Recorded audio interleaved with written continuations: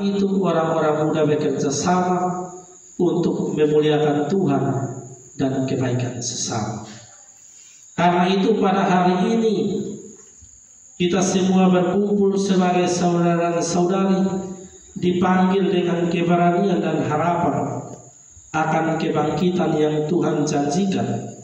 Karena Allah di dalam kasih dan kerahimannya akan mengalahkan kekuatan jahat dan menghancurkan segala malapetaka dan menghantar orang-orang yang percaya kepada Tuhan untuk menemukan kehidupan yang lebih baik.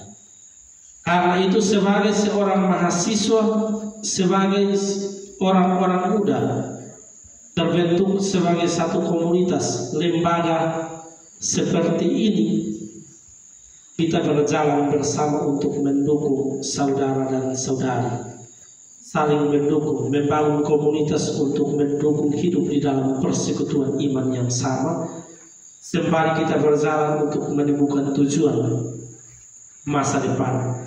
Karena itu di dalam perjalanan hidup kita, Yesus Kristus yang dikatakan sebagai pemimpin gereja mewariskan kepada kita untuk membentuk di antara kita ini pemimpin, kader, sosok pribadi supaya dapat mengayomi orang-orang lain, saudara-saudara kita, supaya mereka bertumbuh di dalam perjalanan iman, sembari mereka juga menemukan masa depan sebagai orang-orang yang berintelektual, mereka yang memiliki gagasan, pola pikir, supaya menemukan makna hidup di tengah dunia.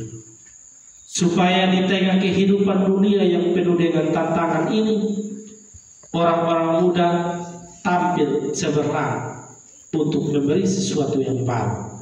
Supaya kehadiran orang-orang muda di tengah dunia ini menjadi garam dan terang yang memancarkan kasih dan kebaikan Tuhan.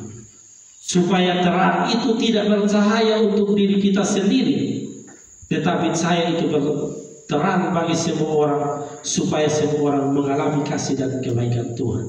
Karena itu di dalam Injil lain, Yesus berbicara tentang pelita tubuh.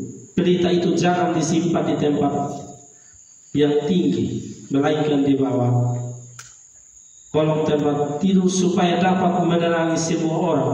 Artinya apa?